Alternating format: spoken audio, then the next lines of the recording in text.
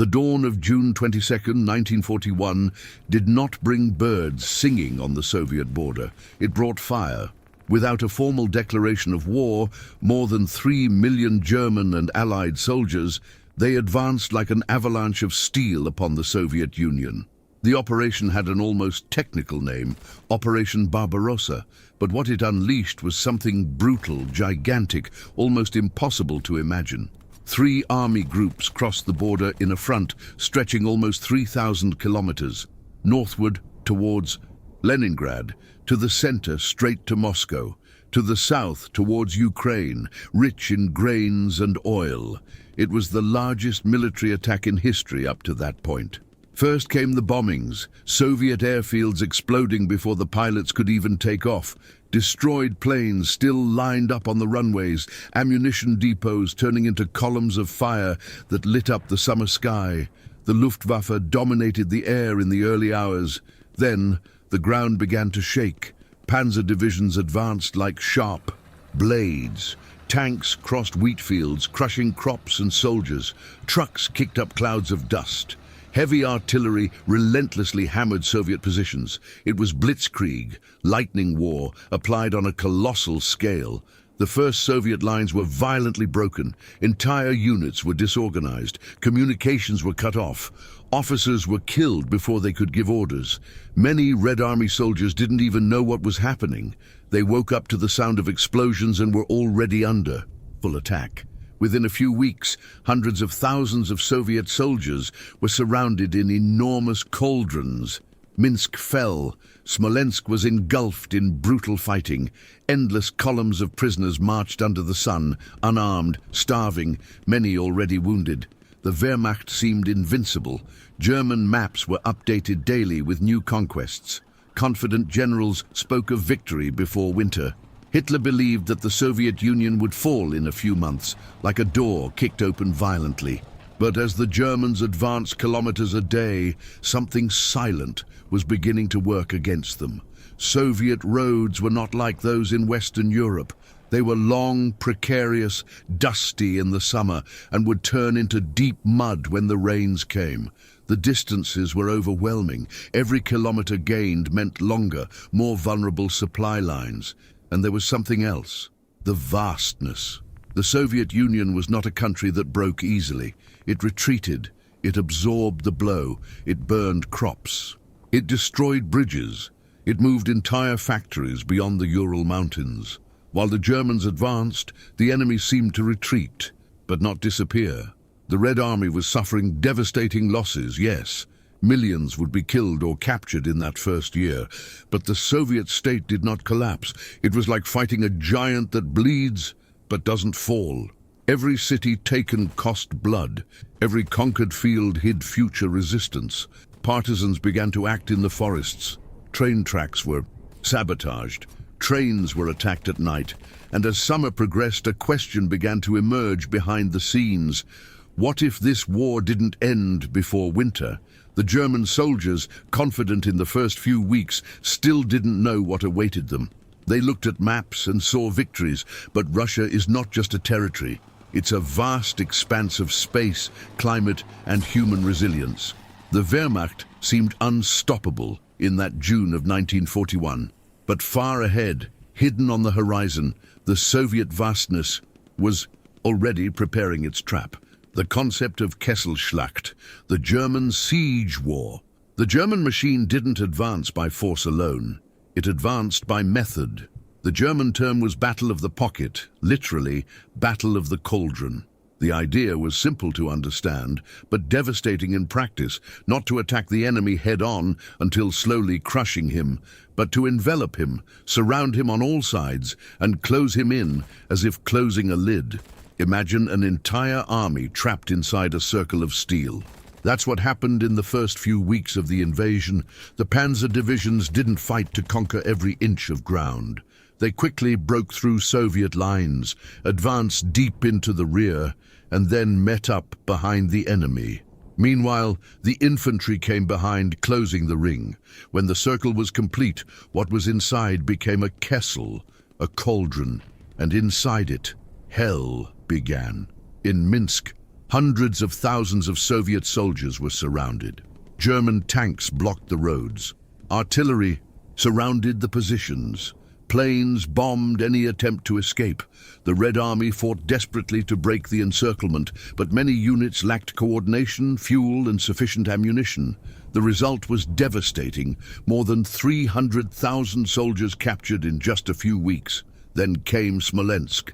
After Kiev, where the siege reached even greater proportions. In Kiev, nearly 600,000 Soviet soldiers were involved and forced to surrender. It was one of the largest sieges in military history. Endless. Columns of prisoners marched under escort, many barefoot, many wounded, some barely able to stand. The summer heat was punishing. Hunger began early. The strategy worked, and it worked frighteningly well.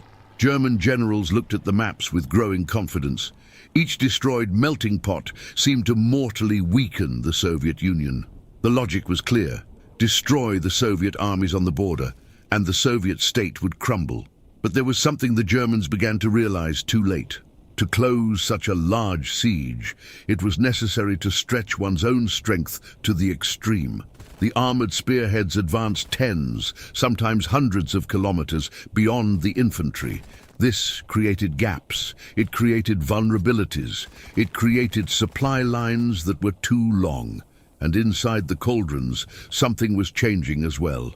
At the start of the campaign, many Soviet soldiers surrendered when surrounded. The surprise was total. Chaos reigned. But as the weeks passed, resistance increased. Soviet units began to fight to the end. Others attempted to break through the encirclement in desperate attacks, often at night, crossing fields under machine gun fire. With each tightening of the siege, the human cost increased. It wasn't just a strategic victory, it was a massacre. Wounded soldiers went days without treatment. Dead horses rotted in the sun. Water became scarce. And when ammunition ran out, all that was left was to wait or try to escape under artillery fire. The war of movement was working, but it was creating something even bigger. Because each time the Germans advanced to close a new cauldron, they ventured deeper into the Soviet vastness, further away from Germany, further away from their factories, further away from their reserves. And while the Germans believed they had mastered the art of siege, the Red Army was watching, learning, analyzing each move. Because in war, every weapon used against the enemy can one day be used against you. And when that day came, the cauldrons would change hands. The winter of 1941, General Winter's first coup. Initially, no one in the Wehrmacht seemed worried. We will finish before winter. That was the promise. That was the conviction. But Moscow was still standing. In October 1941, the rains arrived first. The famous Rasputitsa, the mud season. The dirt roads turned into rivers of thick mud. Trucks got stuck up to their axles. Horses died exhausted trying to pull carts. Tanks got stuck like steel monsters slowly, sinking. The offensive slowed down. And then came the cold. Not just any cold, but a burning cold. Temperatures plummeted to 20 degrees, then 30 degrees, and even lower in some places. The German soldiers were unprepared for this. Many were still wearing summer uniforms. Their boots weren't insulated for that kind of winter. The lubricant on their weapons froze. Engines simply wouldn't start in the morning. Men would wake up with their skins stuck to the metal of their weapons. Finger after finger began to darken. The frostbite didn't hurt at first. It numbed the pain.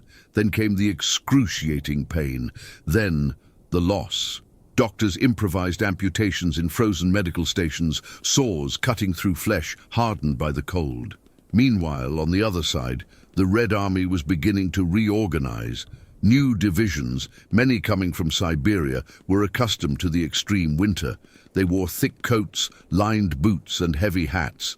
They knew how to move in the snow. They knew how to survive in it. December 1941, when the Germans were exhausted, overstretched, and freezing in the trenches, the Soviets counterattacked before Moscow. It was a shock. The German lines, once aggressive and confident, were now defensive and fragile. Isolated units began to be pushed back. Some were temporarily surrounded, others simply lost contact with command. The enemy was no longer just the Soviet soldier at the front. It was a biting wind. It was constant snow. It was a night that seemed endless. Sentinels froze at their posts. Men slept and never woke up again. Dead horses became makeshift shelters against the wind. Soldiers hid behind the bodies to try to block out the cold. The illusion of blitzkrieg was fading. The Wehrmacht, which had confidently marched hundreds of kilometers into the Soviet Union, was now struggling simply to survive the climate. And something even more dangerous was beginning to happen. The German lines were becoming vulnerable to encirclement. The vast Soviet expanse, which had previously only absorbed the blows, was now beginning to fight back.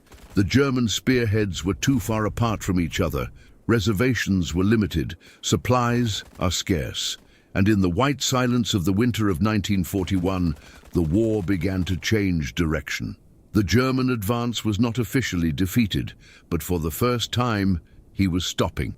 And when an army that relies on speed is forced to stop, he becomes prey. And the Red Army was quickly learning how to close the circle.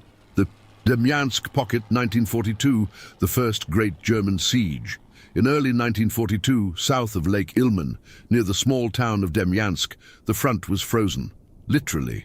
Dense forests, ice-hardened swamps, and villages buried under snow formed a silent and deadly scene. There it was, German 16th Army, part of Army Group North. Tired, stretched, operating in difficult terrain. And then the Soviets attacked. It wasn't a disorganized frontal assault, like in the first months of the war. Now it was different. The Red Army maneuvered with more coordination, using ski troops, reinforced infantry, and armored vehicles where the terrain allowed. They didn't just want to push the Germans back, they wanted to surround them. In February 1942, the net closed in. Nearly 90,000 German soldiers and auxiliary units, they were isolated. The melting pot was now German. The roads were closed. Trails destroyed. No orderly evacuation in time. The winter continued relentlessly. Temperatures remained consistently below freezing. Inside Demyansk's pocket, the atmosphere was one of constant tension. Ammunition had to be rationed. Food was carefully rationed. Horses were slaughtered to feed the men. Snow was melted to obtain water. The wounded piled up in makeshift shelters with little medicine.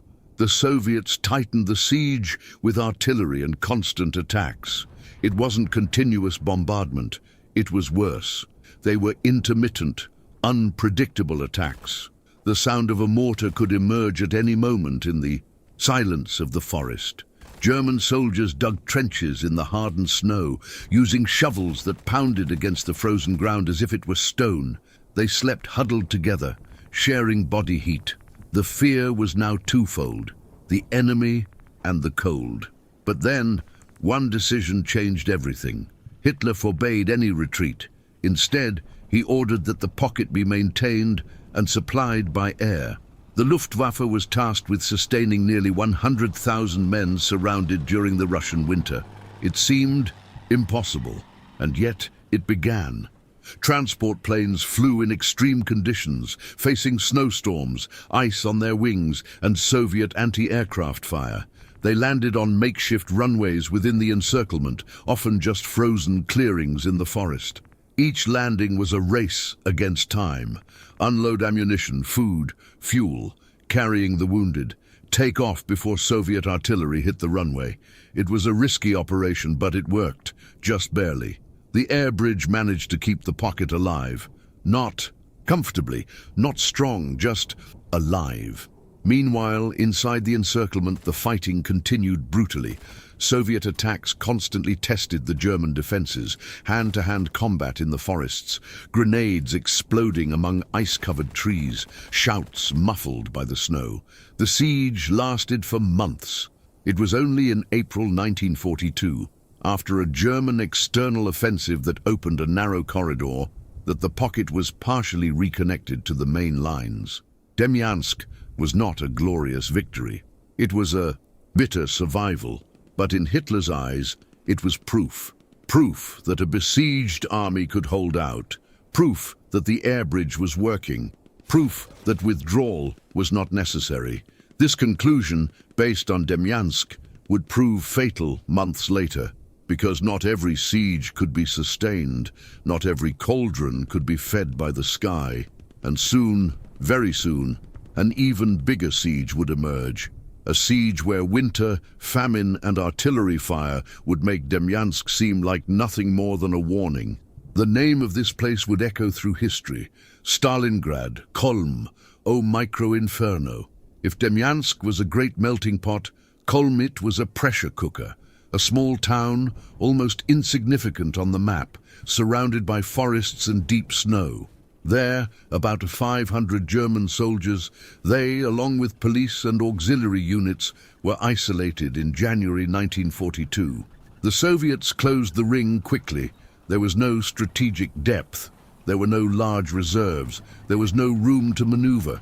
It was just a small patch of territory defended desperately.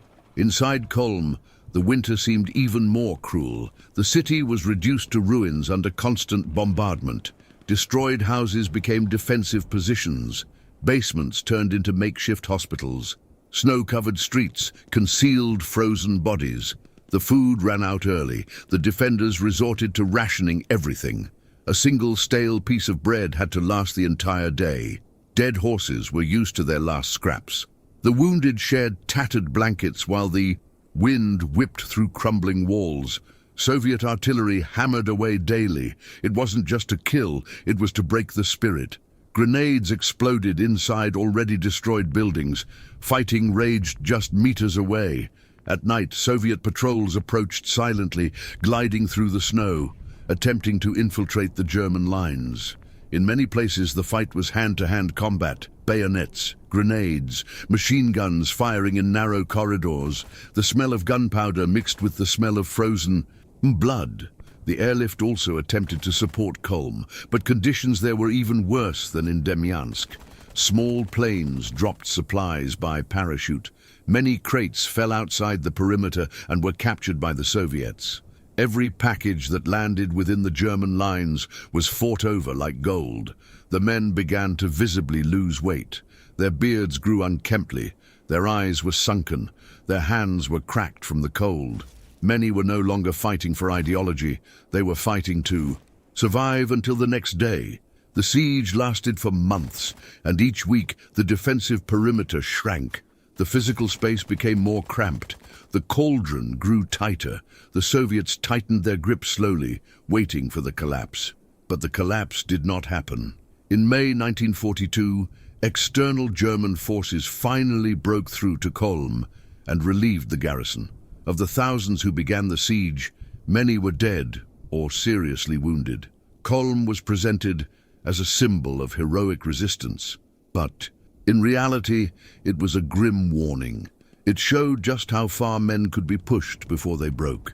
It showed that sieges were not just strategic battles. They were extreme psychological and physical tests. And most importantly, it further reinforced the belief that surrounded positions could hold out, that all it took was determination, that all it took was air supply. This belief was becoming firmly established in Hitler's mind. And in 1942, when the Wehrmacht advanced south again towards the Volga and the oil fields of the Caucasus, nobody imagined that a new encirclement was being prepared. Not in a small town, not in an isolated forest, but in an industrial city on the banks of a large river, a city whose name would become synonymous with total destruction. Stalingrad was waiting. Battle of Stalingrad.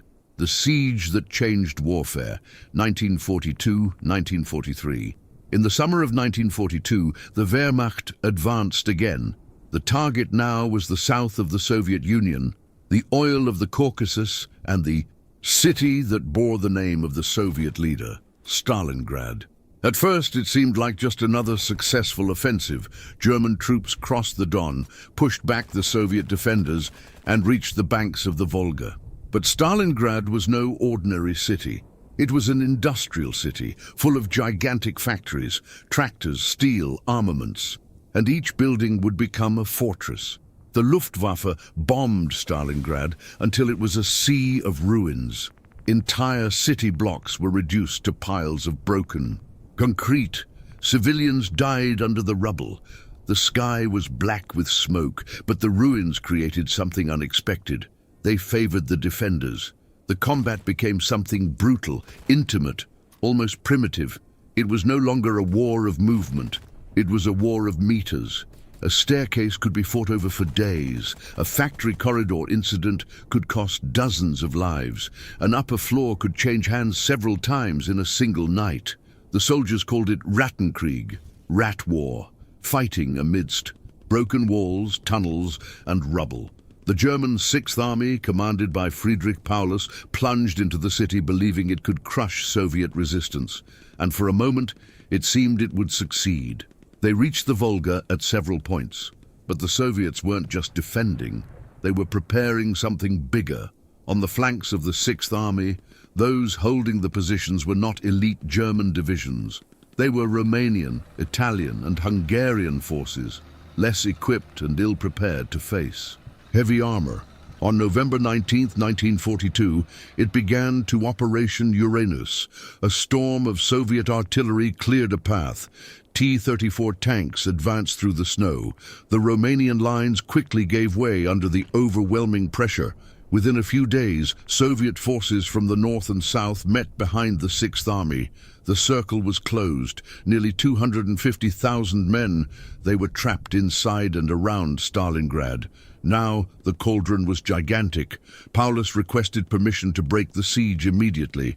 There was still enough fuel for an initial attempt. Hitler forbade it. He ordered the Sixth Army to hold its position. He promised air supply, as in Demyansk.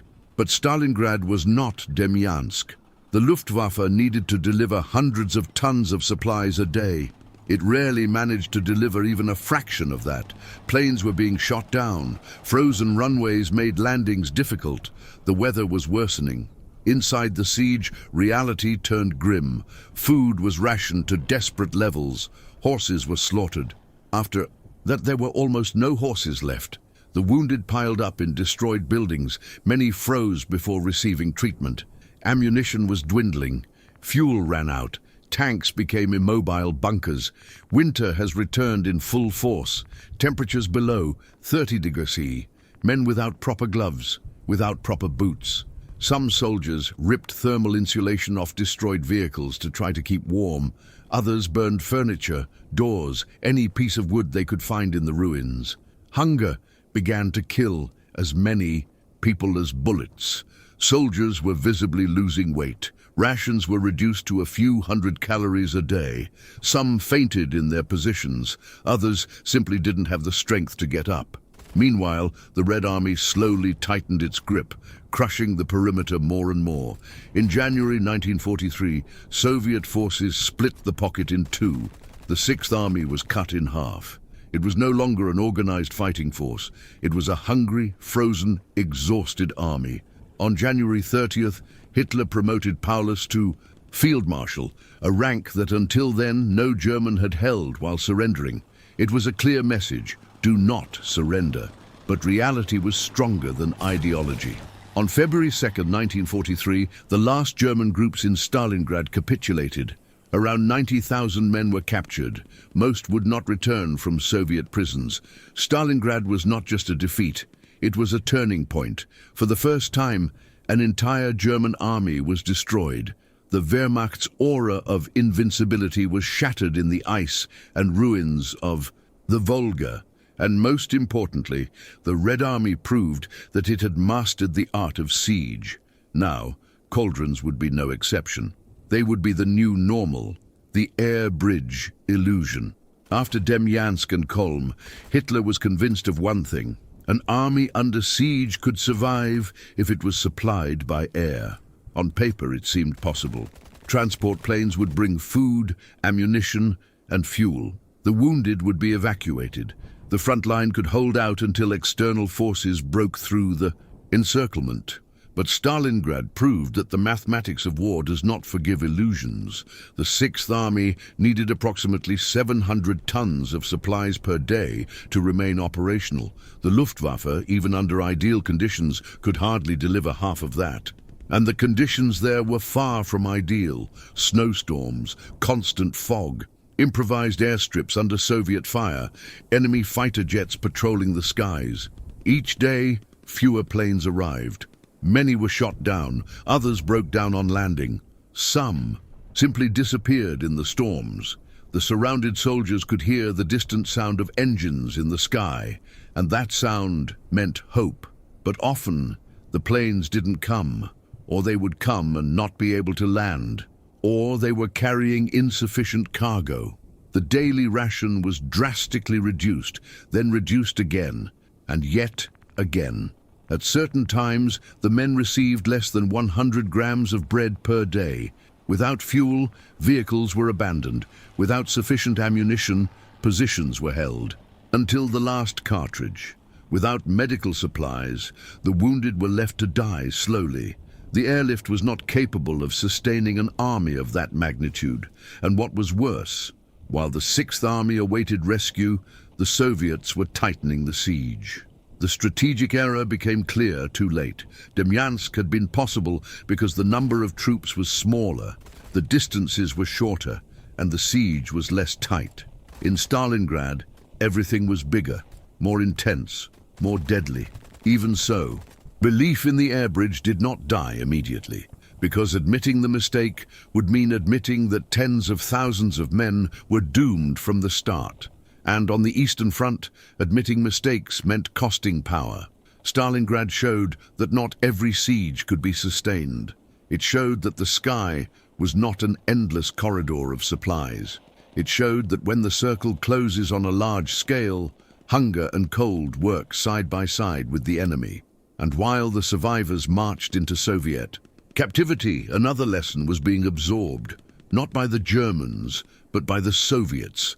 The siege was not just a military maneuver, it was a decisive strategic weapon, and the Red Army was becoming increasingly efficient at using it.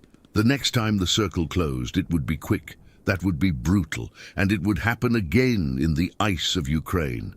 The name of this place, Korsun-Cherkasy, Battle of Korsun-Cherkasy, Ocherkonogelo, January 1944. Central Ukraine. Winter has returned. Not as brutal as in 1941, but still merciless.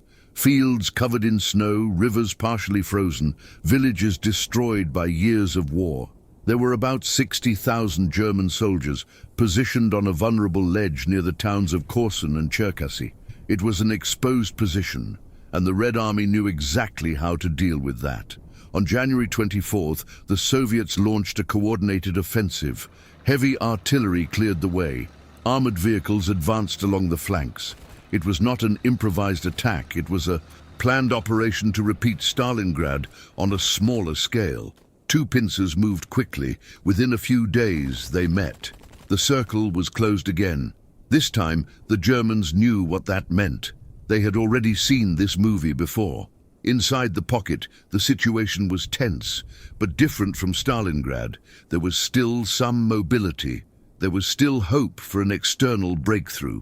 Hitler once again forbade immediate withdrawal, but the German command in the field understood the reality. If they didn't break through soon, they would be crushed slowly. The Soviets began to tighten the screws. Constant bombardments, armored attacks testing the defenses. The siege wasn't just physical, it was psychological. Each explosion reminded the soldiers that the outside world was far away. Food began to run out. Ammunition needed to be used with precision. The cold turned trenches into frozen tombs. And then came the desperate decision: break up or die. In February 1944, the escape attempt began.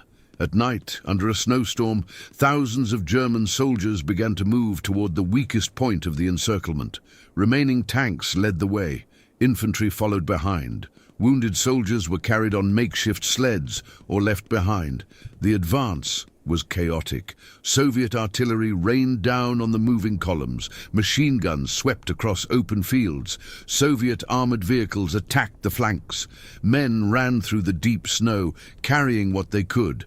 Many slipped. Many were hit and left. Behind, the most dramatic moment came during the crossing of the Niloy-Tikich River. The ice couldn't support everyone's weight. Some soldiers crossed under direct fire. Others fell into the icy water and disappeared beneath the dark surface. The cold killed almost as quickly as the bullets. The escape wasn't organized, it was brutal. But part of the contingent managed to escape and reach outer German lines that were advancing to help. Of the approximately 60,000 surrounded, thousands died or were captured. Thousands more left wounded, exhausted and mentally scarred. Korsun-Cherkasy has been called a mini Stalingrad, not because of the scale, but because of the feeling. Once again, a German army had been surrounded in winter.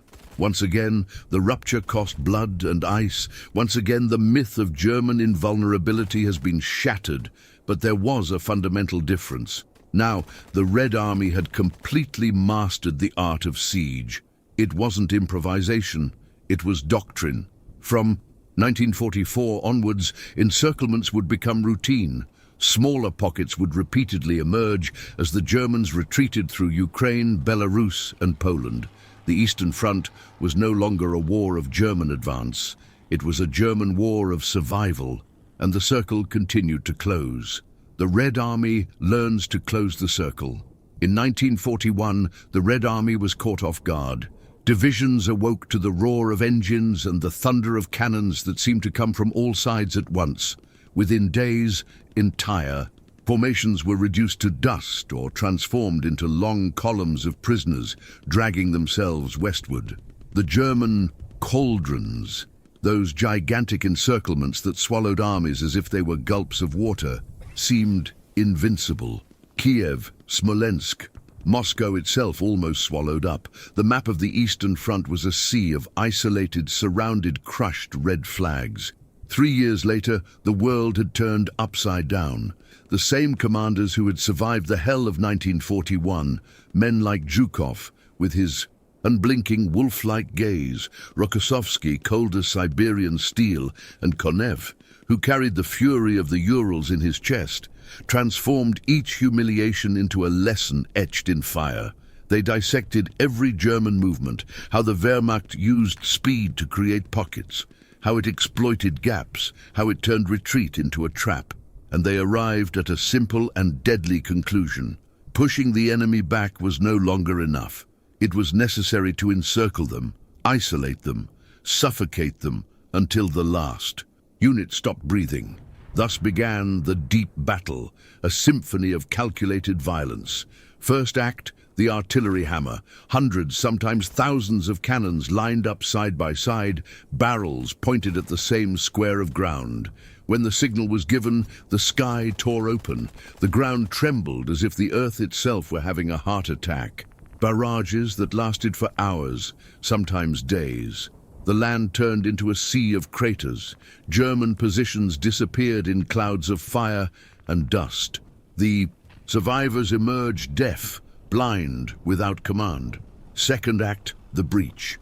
T-34 tanks, black with soot, emerged from the factories by the thousands and surged through the opened breach.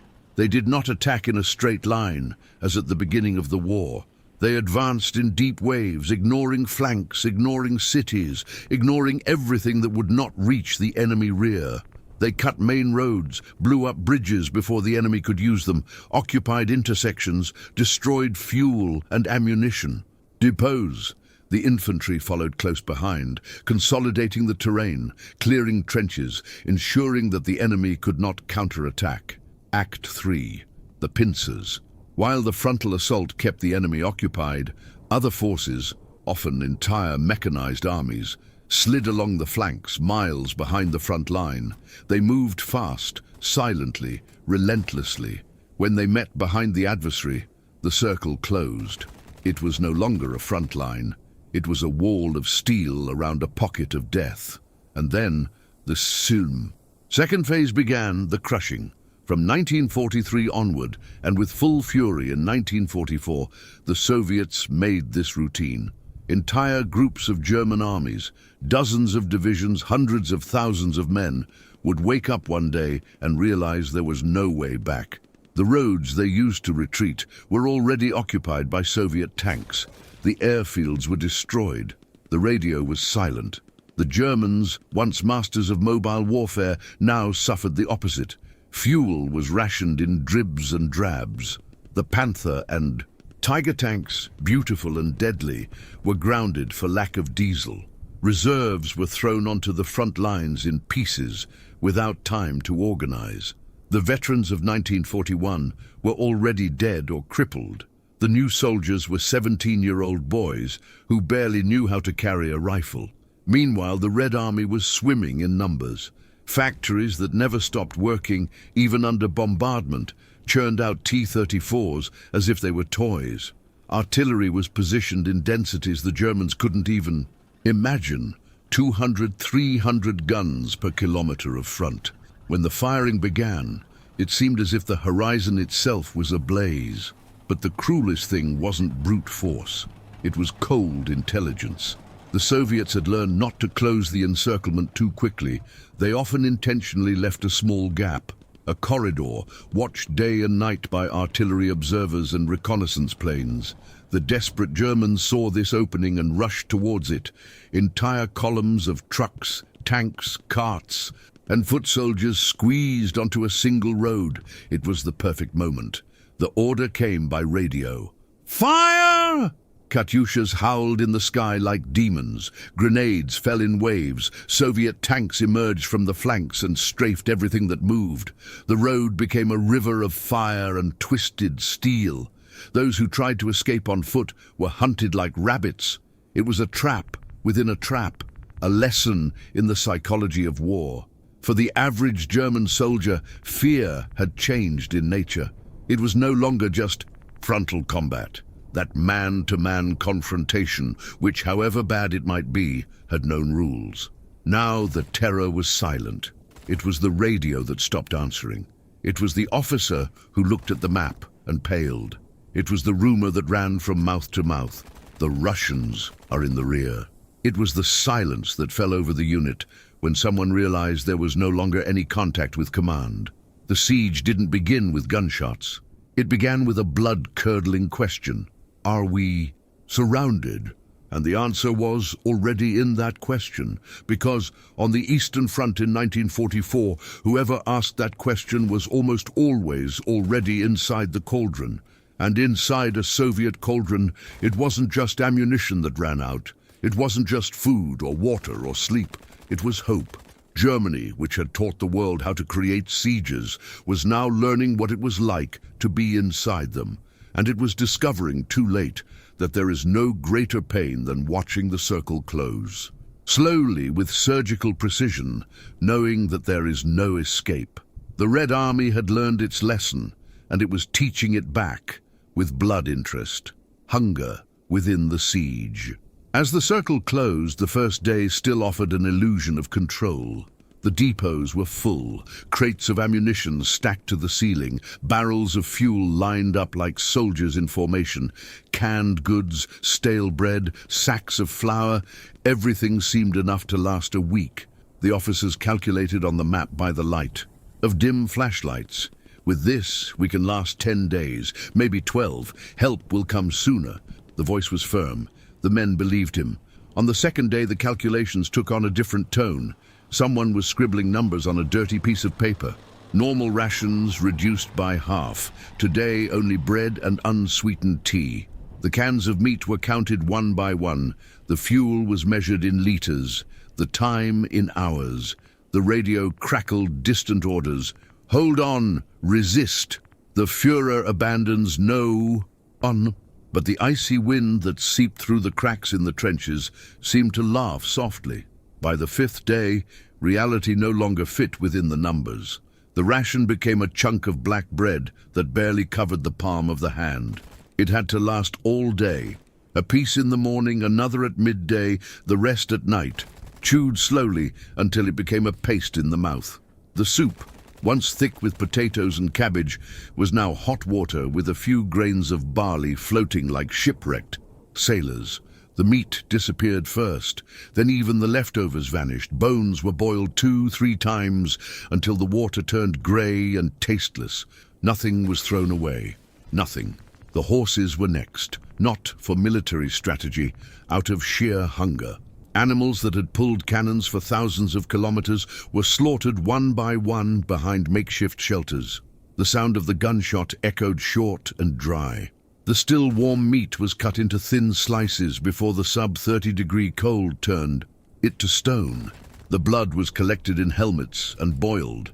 The hooves were cracked open to extract the marrow.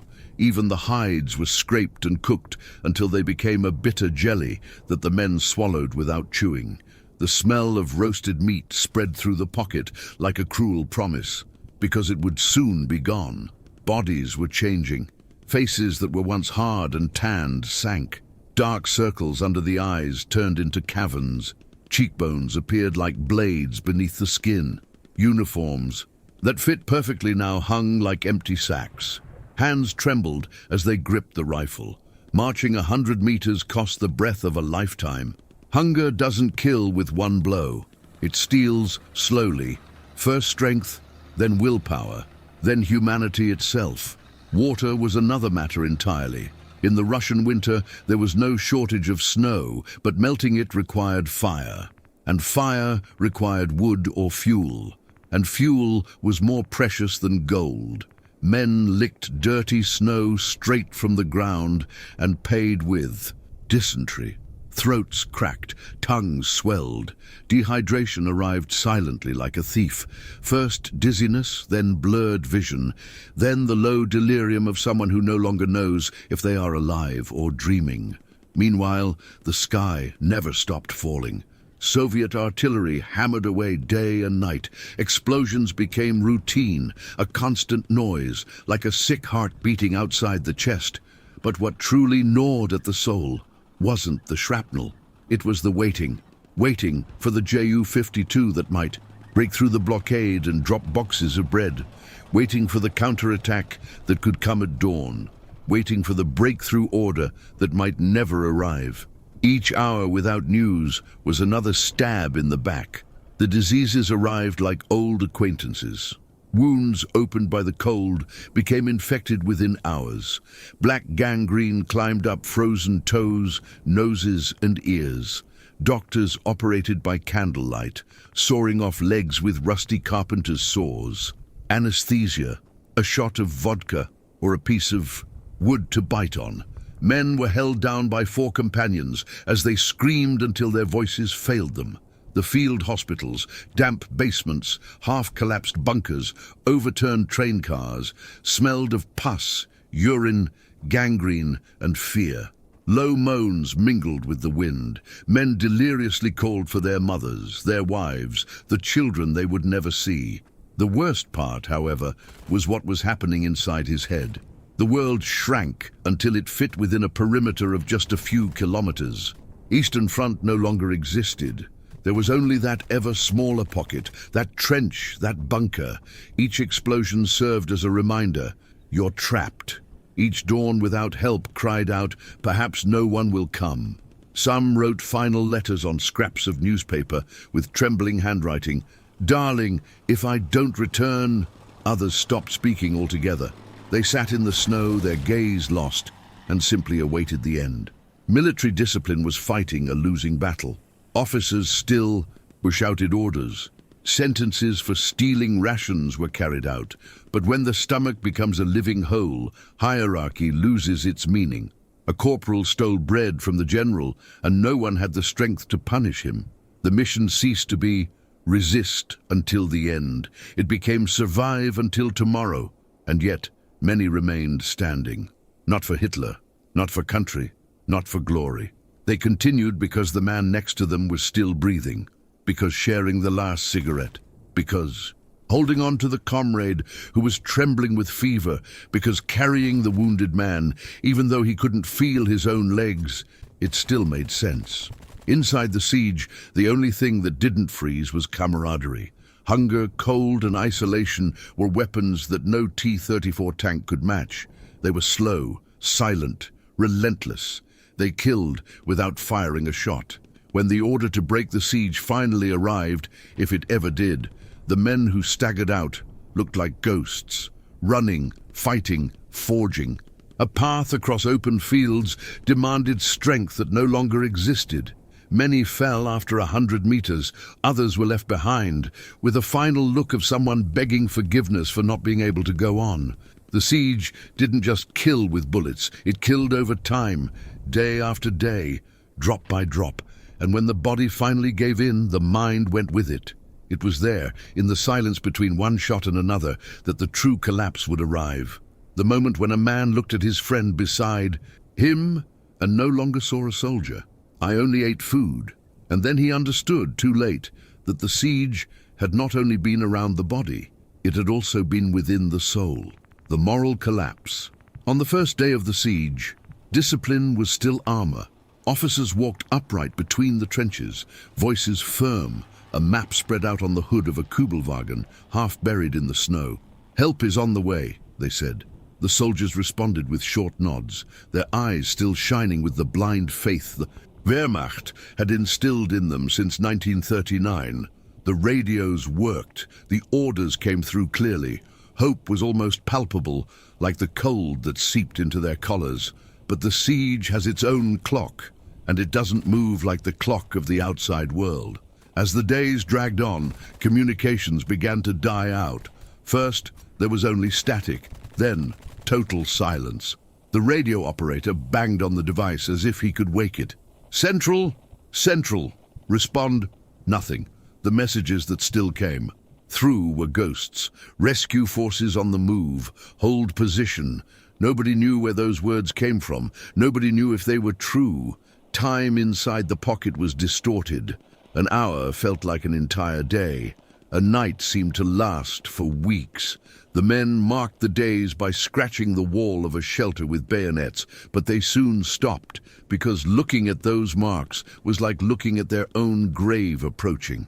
The doubt didn't arrive like a scream. It arrived like a whisper that spread from mouth to mouth, from trench to trench. "Do you think they're really coming?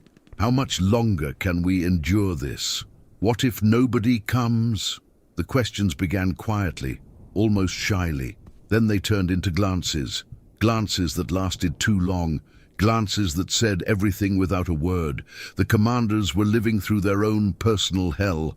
Above them, orders from Berlin, from the Führer himself: "Do not retreat an inch, resist to the last man." Below them, thousands of soldiers who could no longer hold their rifles without trembling. In Stalingrad, General Paulus received his promotion to Field Marshal by radio, a poisoned gift. Everyone knew what that meant. Die a hero, don't shame us by surrendering. Paulus hesitated. He hesitated until the very last second. His officers watched the man age 10 years in 10 days. Ordinary soldiers didn't think about marshals or history. They thought of the mother they left in Hamburg, of the son they barely knew, of the wife who might already be a widow without knowing it. Letters found after the war, stuffed into frozen pockets, were farewells disguised as optimism. "We are well. Winter will pass. Soon I will be home." The ink trembled in the hand that wrote. Isolation created ghosts. The silence of the snow amplified every thought. Men heard voices that didn't exist. Some began to act like automatons, loading ammunition, firing, reloading, expressionless. Others exploded in sudden fury, pounding the frozen ground until their knuckles bled.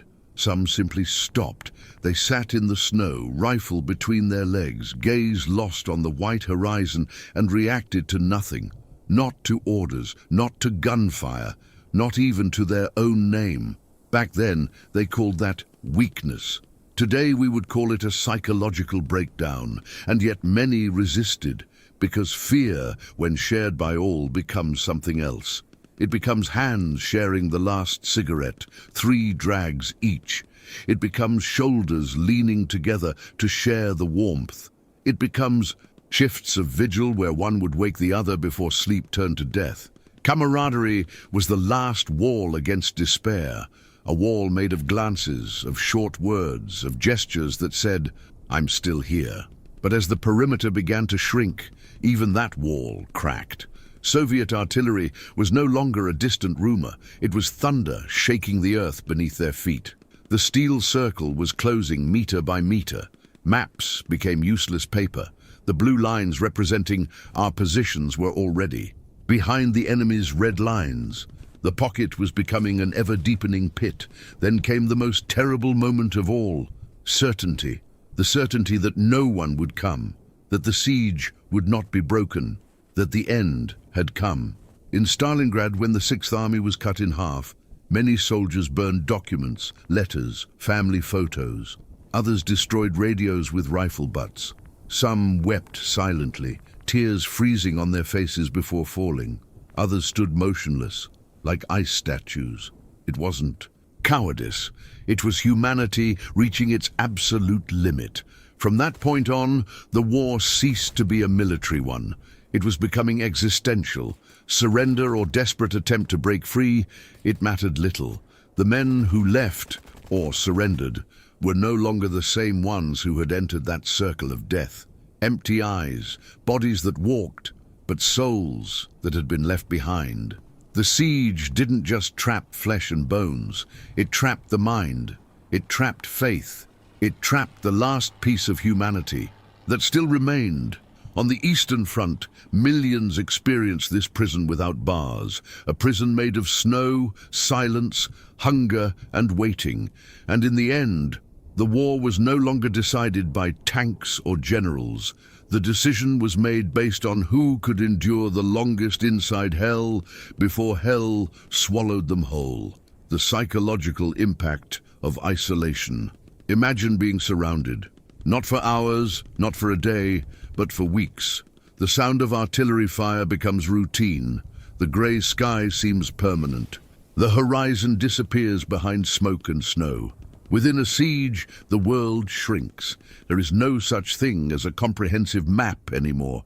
There is no such thing as a long-term strategy anymore. There is only that perimeter, which is getting smaller and smaller. Isolation creates a strange sense of time distortion. Days seem like months. Nights seem endless. Soldiers reported completely losing track of dates. Some no longer knew if it was Tuesday or Sunday, and that ceased to matter. What mattered was surviving until the next sunrise. Silence was also a weapon. When the bombing ceased for a few hours, the silence became oppressive. Many said that the silence was worse than the noise, because the silence meant that something was being prepared. Perhaps a new attack, perhaps the final closing of the net.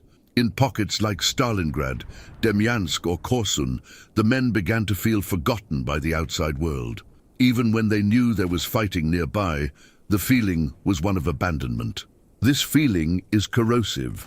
Some soldiers became excessively vigilant, reacting to every sound. Others developed an almost apathetic state, a kind of emotional detachment to cope with the constant stress. Nightmares became commonplace. Many woke up sweating in the intense cold, with the impression that they were being attacked. Others dreamed of food, of lavish tables, of home, and woke up to the reality of hunger and ice. The cold intensified everything. It doesn't just hurt the body, it weakens. The mind, hands trembling, teeth chattering. I'm interrupted. Sleep deprivation was constant. Nightly bombardments prevented complete rest. And when someone finally managed to sleep soundly, there was a real risk of simply not waking up, frozen. Isolation also altered human relationships. Within the siege, comrades became family. The bond between men who shared trenches, food, and fear was intense. But this same environment could generate tension. Small conflicts escalated under extreme stress. And there was always the thought that was hardest to bear. If I die here, no one will know what it was like. This fear of anonymity, of a silent death in the snow, haunted many. When a siege was finally broken, or when surrender came, The survivors didn't just emerge emaciated or wounded. They left transformed, empty stares, slow movements, prolonged silence. Many would carry that winter within them for the rest of their lives. Because the siege doesn't end when the circle opens, he remains. In our memory, and on the Eastern Front, millions of men, Germans and Soviets, experienced this utter isolation. But the war was not ending. In 1944 and 1945, sieges multiplied as the Red Army advanced inexorably westward. Now it wasn't just about surviving inside a pocket. It was about escaping before the next one closed. And when the general retreat began, chaos spread throughout the Eastern Front. The general withdrawal of 1944-1945 after Stalingrad, after Kursk, after Korsun. The initiative was definitely in Soviet hands. In June 1944, the Operation Bagration exploded over the German Army Group Center in Belarus. It was a massive, coordinated, devastating offensive. What was once the exception, the encirclement, became routine. The German lines were not only retreating, they were falling apart. Entire divisions were involved before they even understood what was happening. Roads were cut off by Soviet tanks that appeared in the rear like steel ghosts. Bridges exploded too. Late. Communications failed. The withdrawal was not organized. She was in a hurry, often desperate. Columns of soldiers, trucks and wagons advanced along the muddy roads of Poland and East Prussia. Civilians fled alongside, women, children, the elderly, carrying what little they could. The winter of 1944-45 returned with a vengeance, and now the Germans were on the other side of the equation. Constant fear was no longer the answer to breaking through the siege. It was, when will it close? German commanders tried to avoid further conflicts by ordering early retreats, but Hitler frequently forbade strategic retreats, insisting that each city be maintained as a fortress. These orders created new pockets. Cities like Königsberg, Breslau, and others became islands surrounded by an advancing Soviet sea. The Red Army applied the same formula learned in previous years: massive artillery, breakout of a weak sector, deep advance with armored vehicles, ring closure, and crushing. The German soldiers no longer had enough fuel for quick maneuvers. Many tanks were abandoned due to lack of gasoline.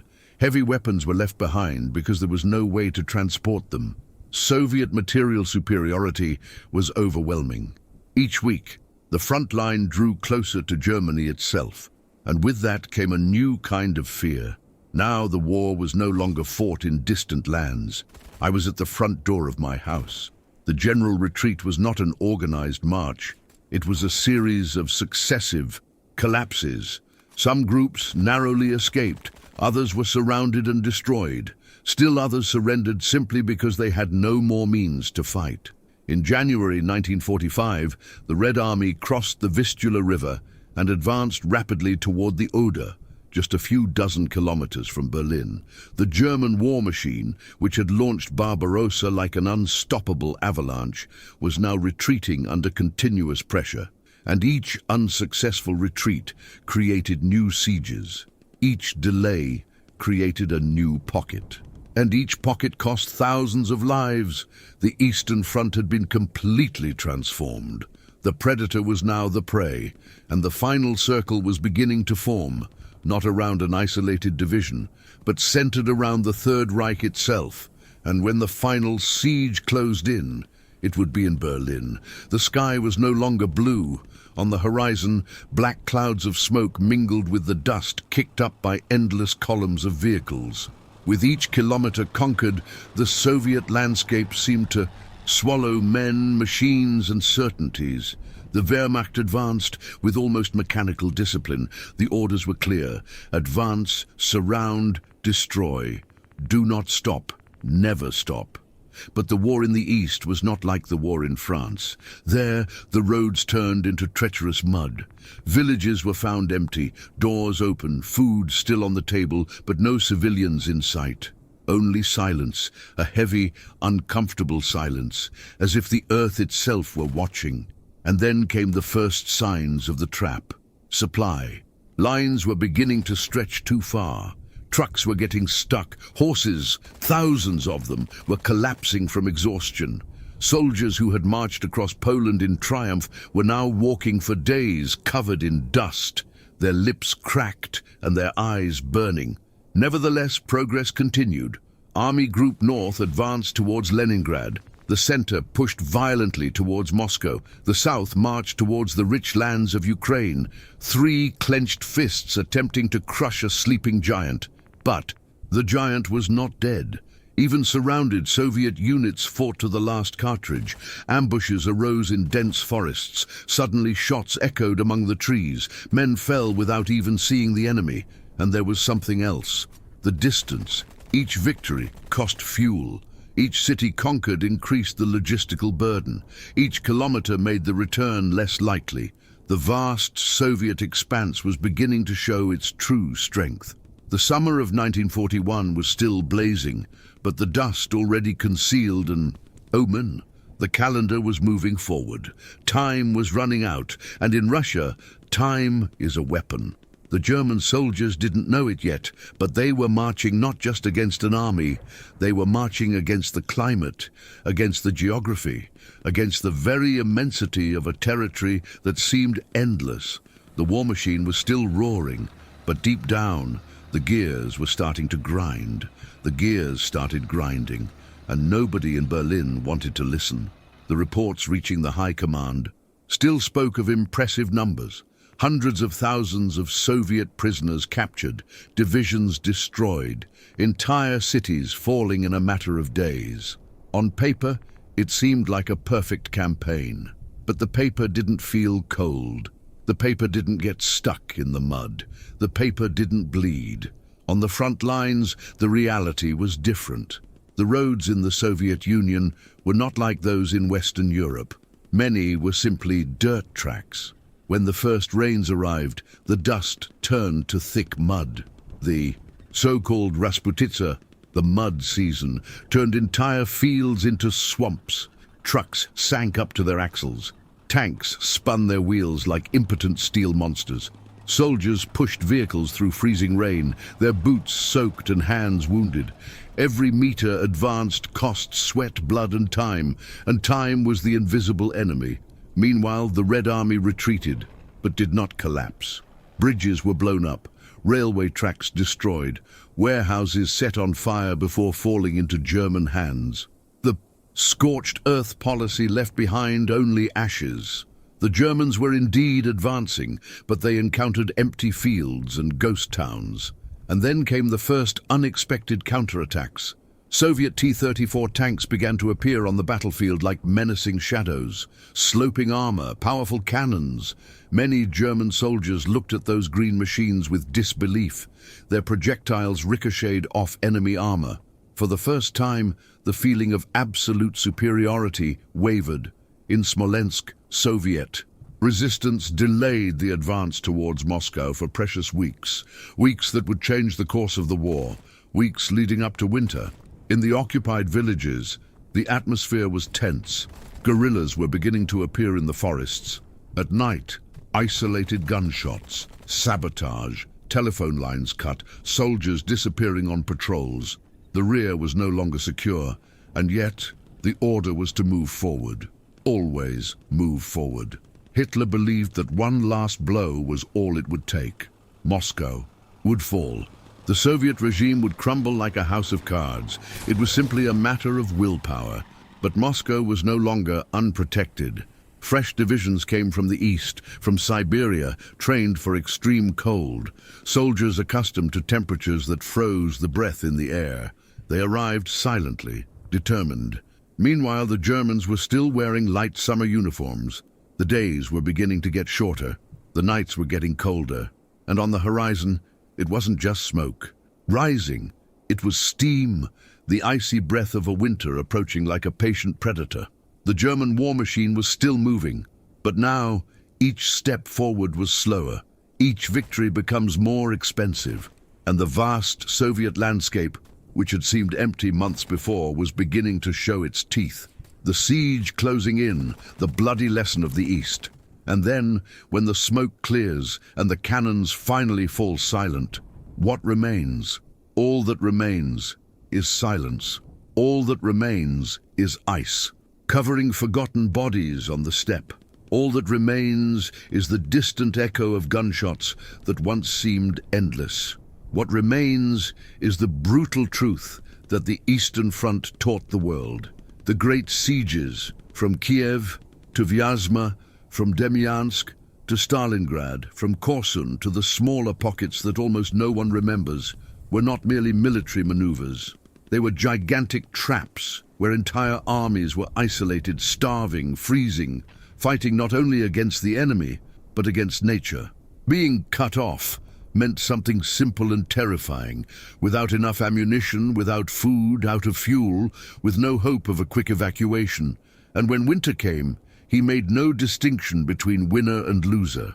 At the start of the war, the Germans surrounded and crushed Soviet forces in immense cauldrons. Hundreds of thousands of Red Army soldiers were captured. It seemed like the triumph of the Blitzkrieg. But the East had a memory, and it had depth. Over time, the tide turned.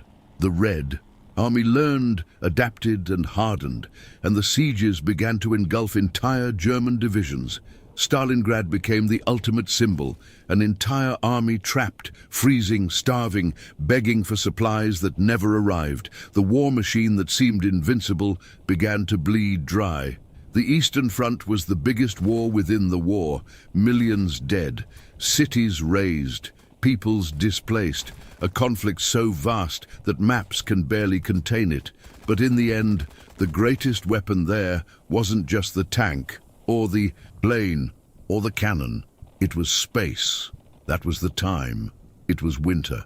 The deadly sieges in the East demonstrated something every strategist should fear. When you advance too far, too fast, too confidently, you can end up trapped by your own momentum. And when the cold tightens its grip on the trigger, when hunger gnaws at the stomach and hope begins to crack like thin ice, war ceases to be about flags and ideologies. It becomes nothing more than survival. That's why these stories still haunt us. Because in them, we don't just see generals and maps. We see ordinary men, surrounded, freezing, fighting to their last bullet. And the Eastern Front reminds us of a relentless truth. In war, winning battles is not enough. You have to survive the winter. When we look at the deadly sieges of the Eastern Front, we're not just talking about battles. We're talking about abysses. The invasion began with absolute confidence. The German war machine seemed unstoppable, crushing everything in its path. Millions of soldiers advanced like a tide of steel. Maps were redrawn week after week. Swift victories, gigantic pockets of war, Soviet armies surrounded and destroyed. But the East was not France. The East was immense, cruel, merciless. Each kilometer gained stretched the supply lines too far. Each advance deepened the risk. Each successful encirclement concealed a future trap. And then came the turning point. The Red Army learned to resist, then to counterattack, and finally to encircle.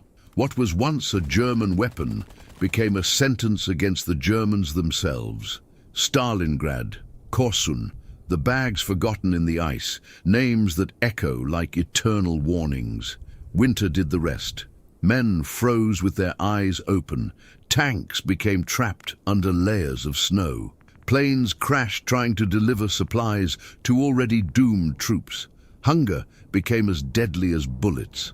The Eastern Front was not only the largest theater of war in World War II, it was the place where industrial warfare reached its most brutal point, where numbers ceased to matter, where millions disappeared in seemingly endless white fields. And in the end, the main lesson is clear. No strategy is foolproof. No war machine is eternal, and no army can defy space, time, and winter with impunity. The sieges in the East remind us that war does not forgive arrogance.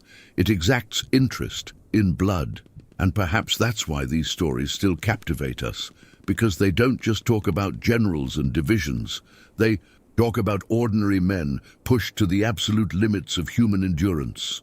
And in the silence that followed the shots, the ice remained, forever bearing the scars of the largest and bloodiest front in history.